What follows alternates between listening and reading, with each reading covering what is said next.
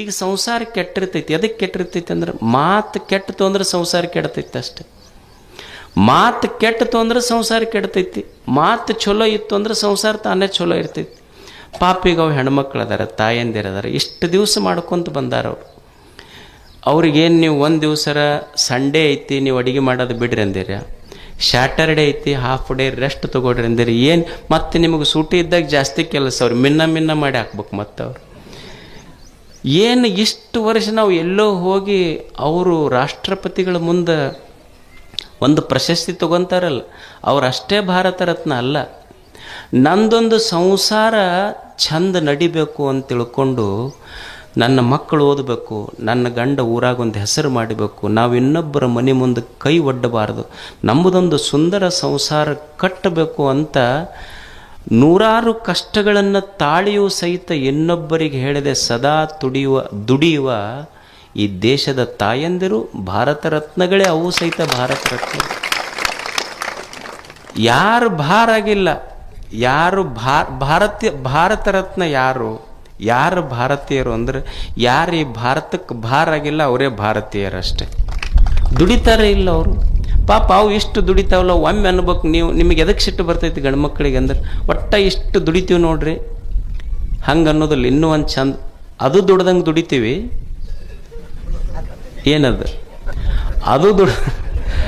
ಅದು ದುಡ್ದಂಗೆ ದುಡಿತೀವಿ. ಒಂದು ಫೋನ್ ಹಚ್ಚಿ ಕೇಳಿಲ್ಲ ನಮಗೆ ಮಧ್ಯಾಹ್ನ ಊಟಕ್ಕೆ ಬರ್ತಾರೆ ನಾನು, ಹೌದಲ್ಲ? ಅಲ್ಲ ಪಾಪ ಅಕ್ಕಿ ಹೆಣ್ಮಗಳು ಇಷ್ಟು ವರ್ಷ ದುಡ್ಯಾಕತ್ತಾಳೆ, ನೀವು ಒಮ್ಮೆರೆ ಹಚ್ಚಿ ನಾ ಬರೋದು ಲೇಟ್ ಆಕೈತಿ, ನೀವು ಉಂಡಿಲ್ಲ ಅಂತ ನೀ ಕೇಳ್ಬೇಕು ನೋಡೋಣ. ಕೇಳಿ ಏನು ನೀನು ಕೇಳಿಲ್ಲ. ಒಬ್ಬನಿಗೆ ಸಮಸ್ಯೆ ಆಯ್ತು, ಭಾಳ ಸಮಸ್ಯೆ ಆಯ್ತು. ಒಬ್ಬ ಜ್ಯೋತಿಷ್ಯ ಹತ್ರ ಭಾಳ ಸಮಸ್ಯೆ ಆಗೈತಿ ರೀ ಮನ್ಯಾಗ. ಏನು ಸಮಸ್ಯೆ ಆಗೈತಿ? ಒಟ್ಟ ನಮ್ಮ ಮನೆಯವ್ರಿಗೆ ನಮಗೆ ಹೊಂದಿಕಿಲ್ಲ. ಅಲ್ಲಿ ಏನು ಸಮಸ್ಯೆ ಹೊಂದಿಕಿಲ್ಲ ಅಂದ್ರೆ ಏನಾಗೈತಿ? ಅವ್ರು ಏನು ಅಡುಗೆ ಮಾಡ್ತಾರೆ ಒಟ್ಟು ಸ್ವಾದ ಇಲ್ಲ ಅದ್ರಾಗ ನನಗೆ. ಅಲ್ಲೋ ಜ್ಯೋತಿಷ್ಯದಾಗ ಏನರ ಹೇಳ್ಬೋದು, ನಿನ್ನ ಸಮಸ್ಯೆನೂ ನಮ್ಮ ಮನೆಗೂ ಐತಿದ್ದು ಸಮಸ್ಯೆ ಅಂದ. ಸೇಮ್ ಪ್ರಾಬ್ಲಮ್ ಅಲ್ಲಿ ನಮ್ಮ ಮನೆಯಾಗೂ ಹಿಂಗಾಯ್ತು. ಇದಕ್ಕೆ ಜ್ಯೋತಿಷ್ಯದಾಗ ಏನು ಹೇಳಕ್ಕೆ ಬರೋದಿಲ್ಲ ಅಂದ್ರೆ ಅವ್ರ ಅಲ್ರಿ ಮತ್ತೆ ಏನು ಹೇಳ್ಬೇಕು ಇದಕ್ಕೆ? ಒಟ್ಟು ಅವ್ರು ಏನು ಸ್ವಾದನ ಇರೋದಿಲ್ಲ ಅದ್ರಾಗ. ಏನು ಮಾಡ್ಬೇಕು ತಮ್ಮ? ಇದಕ್ಕೇನೂ ಇಲ್ಲ. ಜ್ಯೋತಿಷ್ಯದಾಗಂತೂ ಇದು ಕೂತ್ರಿಲ್ಲ. ನೀ ಎಷ್ಟು ಪಗಡಿ ಅವೇನು ಹಾಡ್ತಿರ್ಲಿ ಎಲ್ಲ ಹಾಕಿ ನೋಡಿದ್ರು ಏನೂ ಉತ್ತರ ಇಲ್ಲ. ಇದಕ್ಕೆ ಇರೋದು ಒಂದೇ ಉತ್ತರ ಏನಂದ್ರೆ ಅವ್ರು ಹೆಂಗಾರ ಮಾಡಲಿ ಭಾಳ ರುಚಿ ಆಗೈತೆ ಅಂತ ಹೇಳ್ಬೇಕಟ್ಟ. ಇದನ್ನು ಬಿಟ್ಟರೆ ಬೇರೆ ಉತ್ತರ ಇಲ್ಲ. ಅವ್ರು ಏನಾರ ಕುದಿಸ್ಲಿ ಹೇಳ್ಬೇಕು ಚಂದ ಭಾಳ ರುಚಿ ಆಗೈತೆ ಅಂತ ಹೇಳ್ಬೇಕು. ಇದು ತಲೆಯಾಗಿತ್ತ ಅದ ಇಟ್ಕೊಂಡು ಬಂತು ಮನೆಗೆ. ಅವ್ರು ಅವತ್ತು ಹೋಳಿಗೆ ನೀಡಿದ್ರು ಇದಕ್ಕೆ. ಉಂಡವನ ಒಂದು ತುತ್ತು ಉಂಡಂದ ಇಂಥ ರುಚಿ ಹೋಳಿಗೆ ಎಂದೂ ಉಂಡಿಲ್ಲ ಅಂದ. ಕೊಟ್ಲು ಏಟೊಂದು 20 ವರ್ಷ ಮಾಡಿ ಹಾಕಿ ನೀವು ಒಮ್ಮೆ ರುಚಿ ಅಂದಿಲ್ಲ. ಇವತ್ತು ಮಗ್ಗಲ ಮನೆಯಕ್ಕೆ ಹೋಳಿಗೆ ಮಾಡಿ ಕೊಟ್ಟದಕ್ಕೆ ಎಷ್ಟು ರುಚಿ ಆತ? ಇಷ್ಟು ದಿವಸ ಮಾಡಿ ಹಾಕಿ ನಿನಗೆ ಒಂದು ದಿವಸರ ರುಚಿ ಅಂದಿಲ್ಲ ನೀನು. ಒಂದು ದಿವಸ ಮಗ್ಗಲ ಮನೆಯಕ್ಕೆ ಹಾಕಿದ್ದಕ್ಕೆ ಎಷ್ಟು ರುಚಿ ಆತ ನಿನಗೆ? ಅಲ್ಲ ಸುಮ್ಮನೆ ಅನ್ಕೊಂತ ಹೋಗಿದ್ರೆ ಕಪಾಳ ಬಾಯದ ಉಳಿತಿತ್ತು. ನಾ ಮಾತು ಸಂಸಾರ ಕಟ್ಟತಾವ, ಮಾತು ಸಂಸಾರ ಕೆಡಿಸ್ತಾವ. ಮಾತೆಂಬುದು ಜ್ಯೋತಿರ್ಲಿಂಗ, ಅದು ಕಲ್ಲಿನ ಲಿಂಗ ಅಲ್ಲ, ಬೆಳಕಿನ ಲಿಂಗ ಅದು ಅಷ್ಟೆ. ಮಾತು ಸಂಪತ್ತು, ಸದ್ಭಾವ ಸಂಪತ್ತು, ತಂದೆ ತಾಯಿಗಳ ಸಂಪತ್ತು, ಮಣ್ಣು ಸಂಪತ್ತು, ನೀರು ಸಂಪತ್ತು. ಈ ವಿಶ್ವ ಏನಿದೆ ತೋರುವ ಅನಂತ ವಿಶ್ವವೇ ಸಂಪತ್ತು ಅಂತ ತಿಳ್ಕೊಂಡು ಬಿಟ್ರೆ ನಮ್ಮನ್ನು ಬಡತನನೇ ಬರೋದಿಲ್ಲ, ನಾವು ಬಡವರಾಗಿ ಉಳಿಯುವುದಿಲ್ಲ ಜಗತ್ತಿನಲ್ಲಿ. ಅದಕ್ಕೆ ಐಶ್ವರ್ಯ ಮೂಲ ಲಿಂಗಾರ್ಚನೆ ಎಂಬೆ ಇದು ದೇವನದು ಅಂತ ಪ್ರೀತಿಸಷ್ಟೆ. ಇದು ನಂದು ಅಂತ ಪ್ರೀತಿಸುವುದಲ್ಲ, ಇದು ದೇವರದು ಅಂತ ಪ್ರೀತಿಸುವುದು. ಇದು ಜೀವನ, ಈ ಜಗತ್ತೇನಿದೆ ದೇವ ಕೊಟ್ಟಾನ ಅಂತ ಪ್ರೀತಿಸಷ್ಟೆ. ಈಗ ನೀವೊಂದು ಮದುವೆಗೊಂದು ಮಾವ ಒಂದು ಉಂಗುರ ಹಾಕಿರ್ತಾನೆ, ಏನು ಎಲ್ಲರಿಗೆ ಬಲಗೈಯಾಗ ಹಾಕ್ಕೊಂಡು 4 ಬಟ್ಟು ತೋರಿಸ್ತಿರೋದಿಲ್ಲ, ಇದ ಮುಂದೆ ಮಾಡ್ತಿರ್ತಾನೆ ನಮಸ್ಕಾರ ಮಾಡುವಾಗ ಹೇಳುವಾಗ. ನನ್ನ ಕರೆದೆ ಅವ್ರು ಯಾರೂ ಕರೆದಿಲ್ಲ ಆದರೂ ಅಂದ್ರೆ ಒಬ್ಬ ಮಾವ ಸುಮ್ಮನೆ ಒಂದು ಉಂಗುರ ಕೊಟ್ಟಿದ್ದಕ್ಕೆ ಮಾವಿಗೆ ಅಷ್ಟು ಸಲ ನೆನಪಿಸ್ತೀವಿ. ಮಾವ ಒಂದು ಉಂಗುರ ಕೊಟ್ಟಿದ್ದಕ್ಕಿಷ್ಟು ನೆನಪಿಸ್ತೀವಿ. ಮಹಾದೇವ ಒಂದು ಬದುಕ ಕೊಟ್ಟಾನ, ಈ ಜಗತ್ತು ಕೊಟ್ಟಾನ, ಅವನನ್ನು ಎಷ್ಟು ನೆನಪಿಸಬೇಕು. ಈ ಸುಂದರವಾದ ಜೀವನ ಜಗತ್ತು ಇದು ಸಂಪತ್ತಿದು ಅಷ್ಟೇ ಅಂತ ತಿಳ್ಕೊಂಡು ಬದುಕುವುದು. ಮೋಕ್ಷ ಮೂಲ ಘಟ ಸಂತೃಪ್ತಿ ಎಂಬೆ. ಮೋಕ್ಷ ಅಂದ್ರೆ ನಾವೇನು ತಿಳ್ಕೊಂಡಿವಿ ಎಲ್ಲ ಮುಗಿದ ಮೇಲೆ ಎಲ್ಲೋ ಆಗೋದಂತ ತಿಳ್ಕೊಂಡ್ವಿ. ಮೋಕ್ಷ ಇದರ ಅರ್ಥ ದುಃಖವಿಲ್ಲದ ಸ್ಥಿತಿ ಅಷ್ಟೇ. ದುಃಖ ಇರಲಾರ್ದಂಗೆ ಇರೋದು. ಆನಂದವೇ ಮೋಕ್ಷ. ಆನಂದ ಇದ್ದಿ ಅಂದ್ರೆ ಅದೇ ಮೋಕ್ಷದ ಸ್ಥಿತಿ ಅಷ್ಟೇ.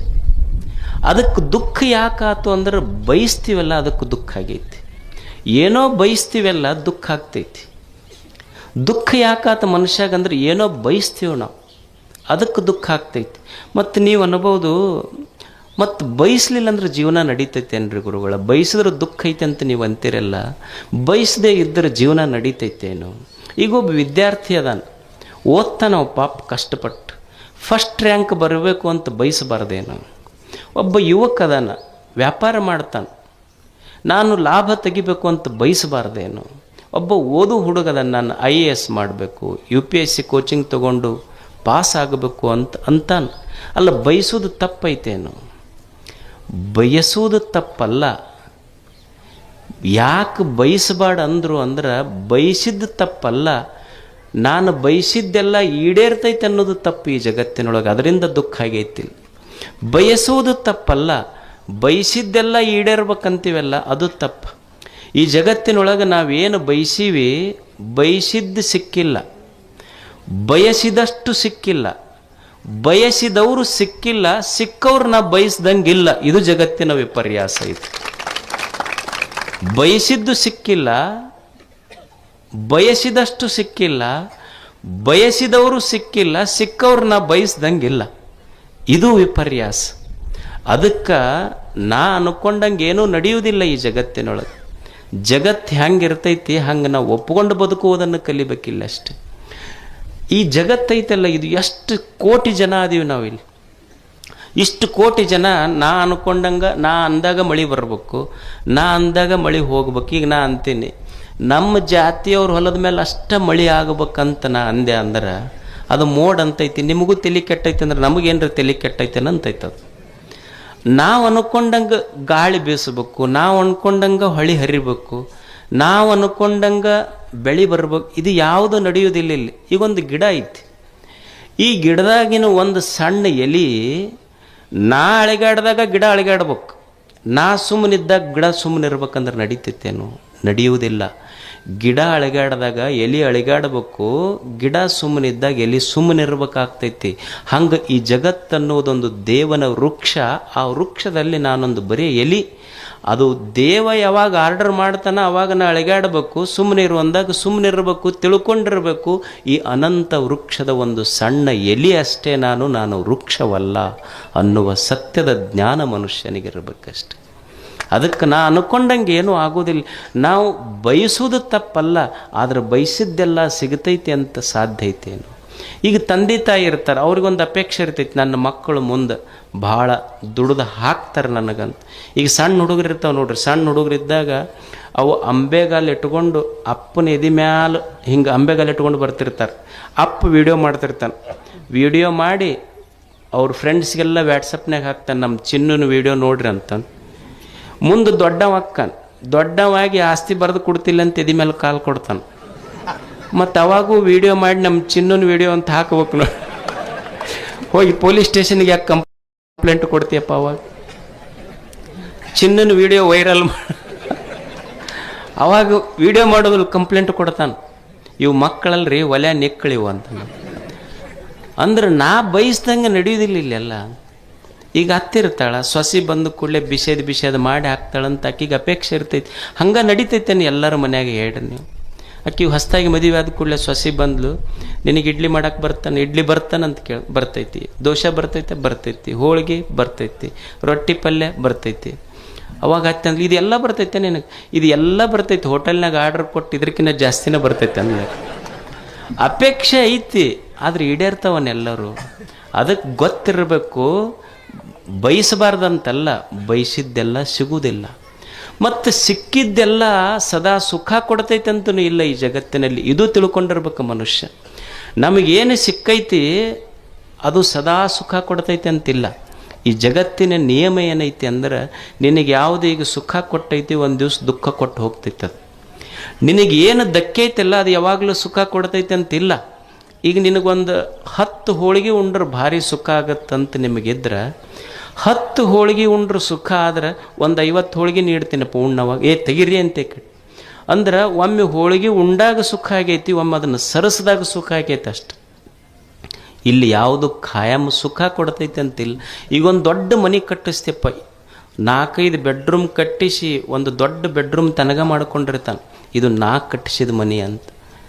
ಆಶ್ಚರ್ಯ ಏನು ಅಂದ್ರೆ, ನೀ ಇಷ್ಟು ಕಷ್ಟಪಟ್ಟು ಮನೆ ಕಟ್ಟಿಸಿ ಇದು ಖಾಯಂ ನಂದ ಇರ್ತೈತೆ ಅಂತ ಇಲ್ಲ. ಇಲ್ಲಿ ಯಾವುದು ನಿನಗೊಂದು ದಿವಸ ಬೆಡ್ರೂಮ್ ಆಗಿತ್ತಲ್ಲ, ಒಂದು ದಿವಸ ಅದೇ ನಿನ್ನ ಡೆಡ್ ರೂಮು ಆಗ್ತೈತೆ, ಅದೇ ರೂಮ್ನಾಗ ಹಾಕ್ತಾರೆ ನಿನಗಷ್ಟೇ. ಯಾವುದು ಉಳಿಯುವುದಿಲ್ಲ ಈ ಜಗತ್ತಿನಲ್ಲಿ. ಅದಕ್ಕೆ ತಿಳ್ಕೊಂಡಿರಬೇಕು, ನನಗೆ ಇಲ್ಲಿ ನಾ ಬಯಸಿದ್ದು ಸಿಗೋದಿಲ್ಲ, ಸಿಕ್ಕಿದ್ದು ಖಾಯಂ ಸುಖ ಕೊಡೋದಿಲ್ಲ. ಅದಕ್ಕೆ ದೇವರು ಏನು ನನ್ನ ಪಾತ್ರೆಯೊಳಗೆ ಹಾಕ್ಯಾನ ಅದನ್ನು ಉಂಡು ಸಂತೋಷವಾಗಿರೋದಷ್ಟೆ. ಈ ಜಗತ್ತಿನಲ್ಲಿ ಕಲಿಯುವುದೇನು ಅಂದ್ರೆ, ದೇವ್ರು ಏನು ನನ್ನ ಉಡ್ಯಾಗ ಹಾಕ್ಯಾನ, ಇನ್ನೊಬ್ಬರ ತಾಟಿನಾಗ ಏನೈತಿ ಅದನ್ನು ನೋಡಿ ಆಶೆ ಪಡುವುದಲ್ಲ, ನನ್ನ ತಾಟಿನೊಳಗೆ ಏನು ಹಾಕ್ಯಾನ ಉಂಡು ಸಂತೋಷ ಪಡುವುದೇ ಮುಕ್ತ ಜೀವನ. ಇದು ಜೀವನ್ಮುಕ್ತ ಅವಸ್ಥೆ ಅಂತ ಕರೀತಾರೆ. ಸುಮ್ಮ ದೇವರು ಏನು ಒಂದು ಜೀವನ ಕೊಟ್ಟಾನ ಇದನ್ನು ಸಂತೋಷ ಪಡುವುದಷ್ಟೆ. ಅದಕ್ಕೆ ಜೀವನ ಅಂದ್ರೆ ಇಷ್ಟೇ ಕಲಿಯುವುದು. ಒಂದು ಜ್ಞಾನ ಇರಬೇಕು, ಜ್ಞಾನ ಬೇಕಂದ್ರೆ ಒಂದಿಷ್ಟು ಗುರುಗಳ ಮಾತು ಕೇಳೋದು. ಐಶ್ವರ್ಯ ಬೇಕು ಅಂದ್ರೆ ಭಾವ ದೊಡ್ಡದು ಮಾಡೋದು, ಇದೆಲ್ಲವೂ ಐಶ್ವರ್ಯವೇ ದೇವನದು. ಒಂದಿಷ್ಟು ಮುಕ್ತಾವಸ್ಥೆ ಬೇಕಾಗಿತ್ತು ಅಂದ್ರೆ, ಜೀವನ್ ಮುಕ್ತನಾಗಿ ಬದುಕಬೇಕಾಗಿತ್ತಂದ್ರೆ, ಚಿಂತೆ ಇಲ್ಲದಂಗೆ ಬದುಕಬೇಕಾಗಿತ್ತಂದ್ರೆ, ದೇವರು ಏನು ಕೊಟ್ಟಾನ ಅದರಾಗ ಸಂತೋಷವಾಗಿ ಬದುಕುವುದು ಮನುಷ್ಯ ಅಷ್ಟೆ. ಜೀವನದ ಮೇಲೆ ಸ್ವಲ್ಪ ಸಣ್ಣ ಹೆಚ್ಚ ಕಡಿಮೆ ಆಗ್ತಿರ್ತಾವ, ಬರೇ ಕೊರತೆಗಳ ನೋಡಬಾರದು. ಬರದಿಹುದ ರೆಣಿಕೆಯಲ್ಲಿ ಬಂದಿಹುದ ಮರೆಯದಿರು, ಗುರುತಿಸು ಒಳಿತಿರುವುದನ್ನು ಕೇಡುಗಳ ನಡುವೆ. ಬರೇ ಇಲ್ಲದಕ್ಕೆ ಭಾಳ ತಲೆ ಕೆಡಿಸ್ಕೋಬಾರದು. ಈಗ ಪಾಲಕರು ಇರ್ತಾರೆ, ಏನ್ರಿ ನನ್ನ ಮಗ ಡಾಕ್ಟರ್ ಮಾಡ್ಬೇಕಂದೆ ಓದಲಿಲ್ಲ, ಇಂಜಿನಿಯರ್ ಮಾಡ್ಬೇಕಂದೆ ಓದಲಿಲ್ಲ, ಲಾಯರ್ ಮಾಡ್ಬೇಕಂತೆ ಓದಲಿಲ್ಲ, ಬರೀ ಹಳ್ಳ್ಯಾಗ ಕುಂತ ನೋಡ್ರಿ ಒಕ್ಕಲ್ತನ ಮಾಡ್ಕೊಂತಂತ ಮಕ್ಕಳಿಗೆ ಹಿಂಗೆ ಬೈಬಾರ್ದು. ಆತು ನೀವು ಓದಿಸಿ ಅಮೇರಿಕದಾಗ ಕಳಿಸಿದ್ರೆ ಏನು ಮಾಡ್ಬೋದಾಗಿತ್ತು, ನಿನಗೆ ಭಾಳ ಅಂದ್ರೆ ತಿಂಗಳಿಗೆ 1 ಲಕ್ಷ ರೂಪಾಯಿ ಕಳಿಸ್ತಿದ್ದು.